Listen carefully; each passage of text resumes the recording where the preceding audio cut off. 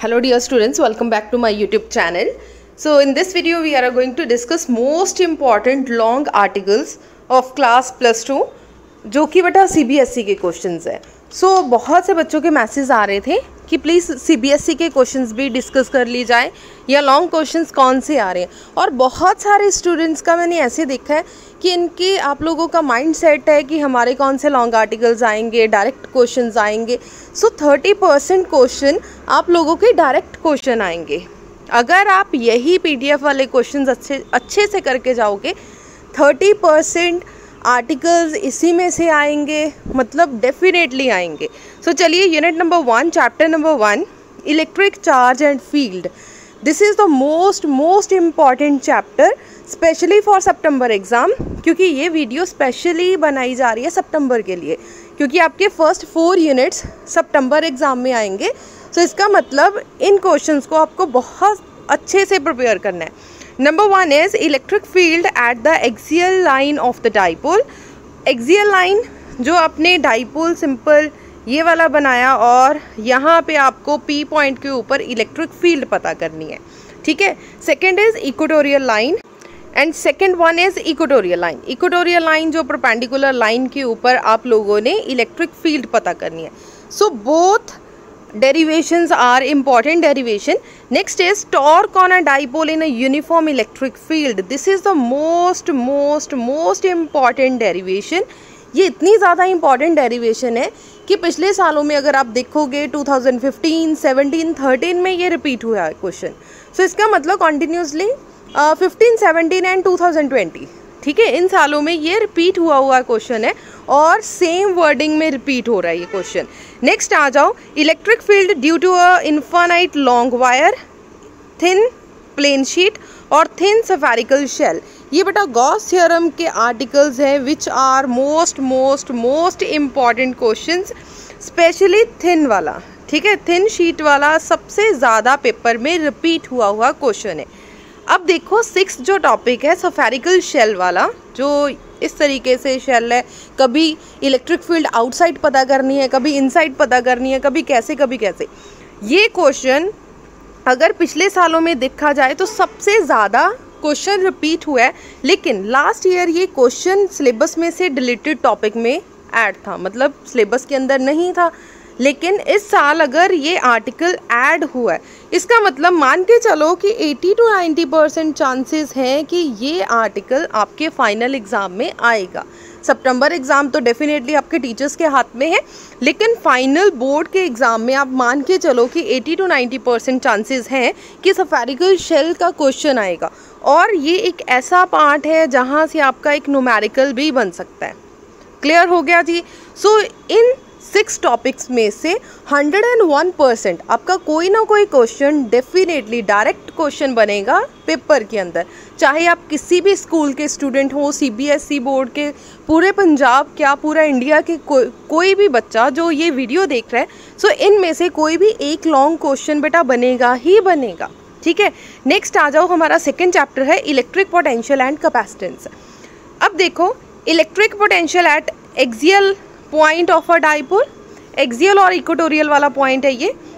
Next है electric potential at general point, at any point और a general point. This is the important article और ये article important है, ठीक है। नेक्स्ट आ जाओ, potential energy of a dipole in a uniform electric field. This is also important topic. Capacitance of a parallel plate capacitor, capacitor की 2 plates दे रखी हैं, आप लोगों को कैपेसिटेंस फाइंड आउट करनी है। या फिर dielectric slab, dielectric slab is the most important question. So these are important question. सिर्फ 5 क्वेश्चन ही हैं long articles electric potential and capacitance में। सो ये सारे क्वेश्चन जो भी मैं आपको बता रही हूँ आपने बहुत अच्छे से प्रिपेयर करनी है, स्पेशली जिन क्वेश्चन को बोल रही हूँ कि इंपॉर्टेंट क्वेश्चन है, मोस्ट इम्पॉर्टेंट क्वेश्चन है।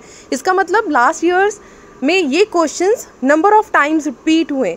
अगर ये क्वेश्चन रिपीट हो रहे हैं डेफिनेटली फ्यूचर में भी रिपीट होंगे।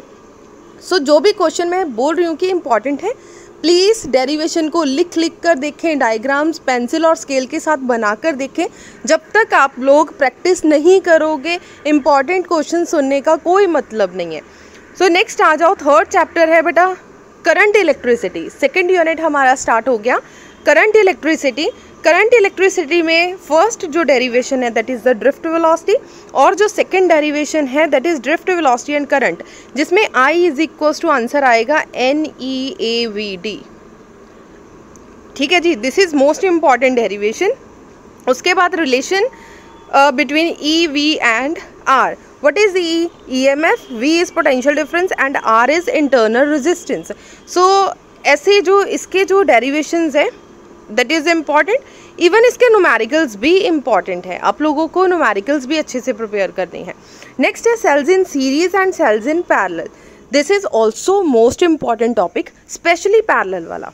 ठीक है, पैरेलल वाला ज़्यादा इम्पॉर्टेंट है क्योंकि इसका जो रिजल्ट है थोड़ा सा कॉम्प्लिकेटेड है। सीरीज़ का बिल्कुल सीधा सीधे आंसर आएंगे, लेकिन पैरेलल का जो रिजल्ट है थोड़ा सा कॉम्प्लिकेटेड होने की वजह से CBSE ऑलवेज इसे उठाता है।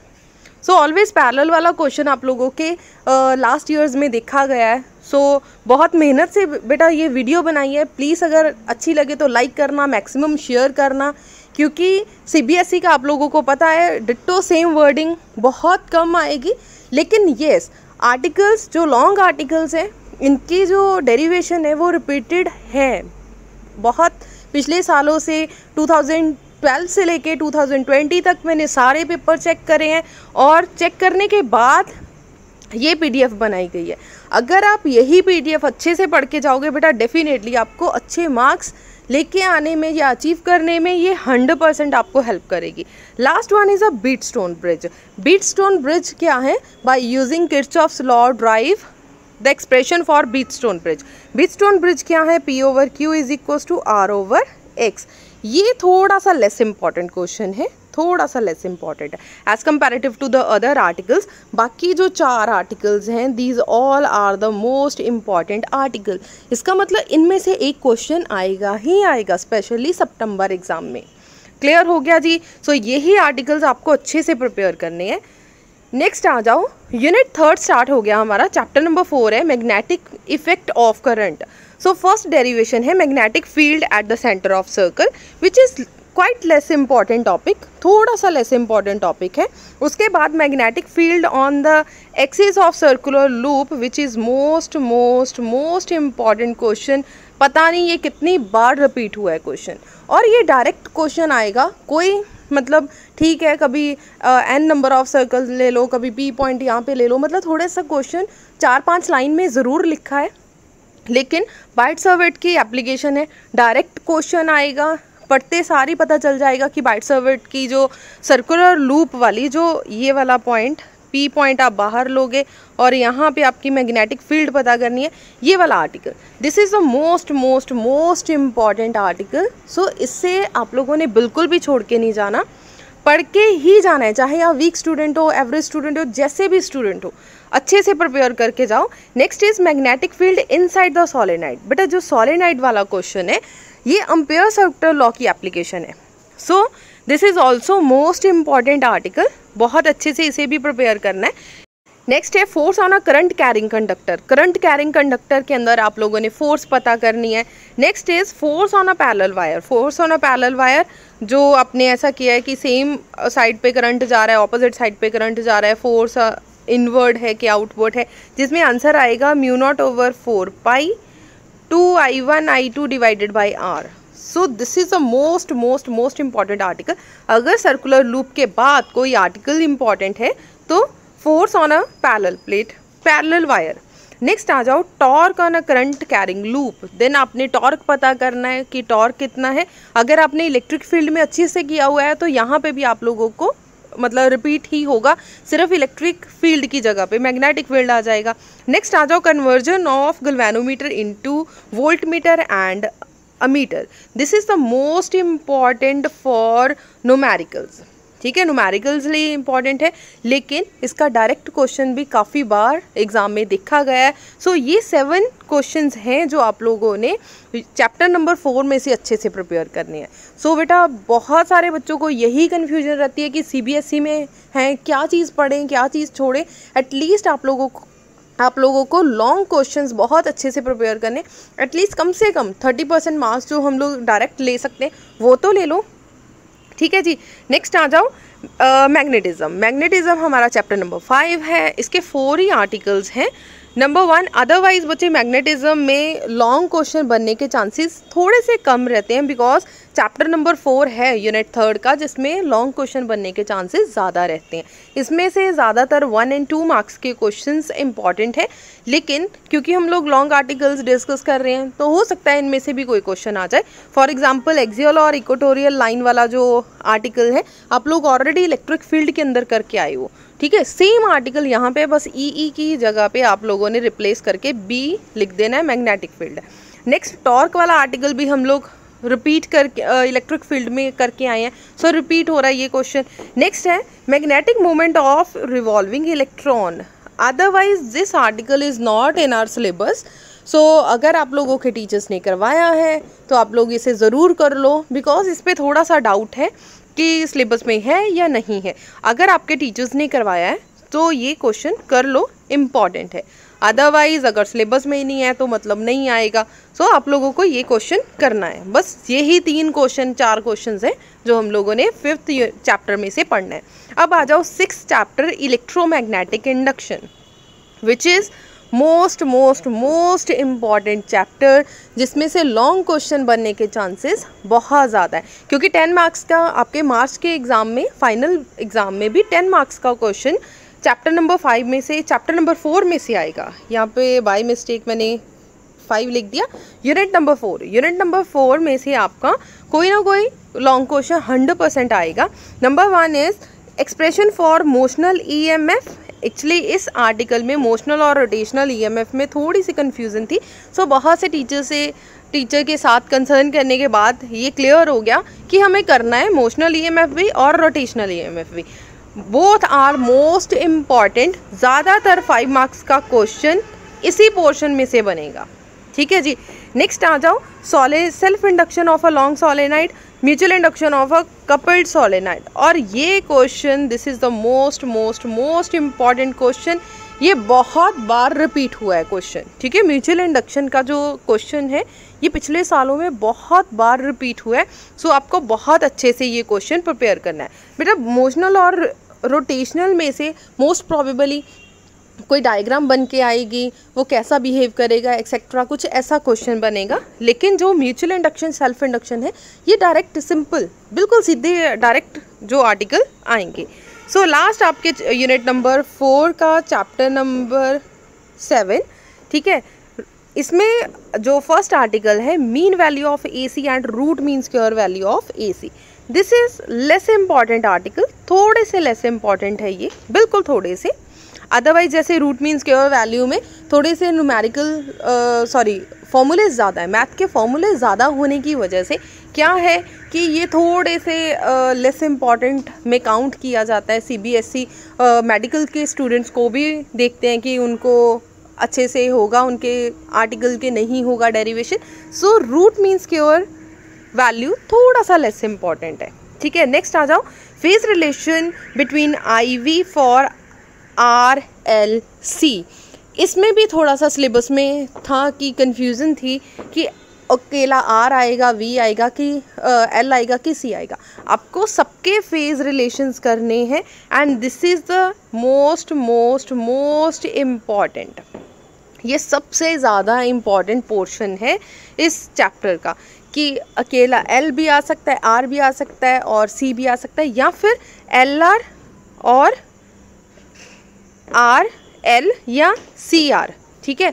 LR या CR, इन दोनों का रिलेशन, इनका फेस रिलेशन आपको पूछा जा सकता है।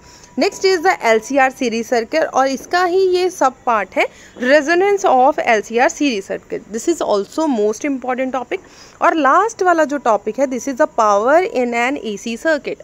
लास्ट टाइम 2021 और 22 के बीच में ये आर्टिकल डिलीटेड टॉपिक में से एक टॉपिक था, otherwise this is the important topic.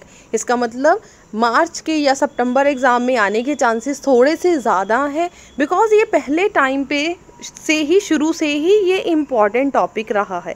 सो आपने इसको इग्नोर नहीं करके जाना। Power in an AC circuit, power in an AC circuit sometime सिर्फ कैपेसिटर का पूछ लिया जाएगा, कभी सिर्फ इंडक्टर का पूछा जा सकता है या सिर्फ रजिस्टर का पूछा जा सकता है।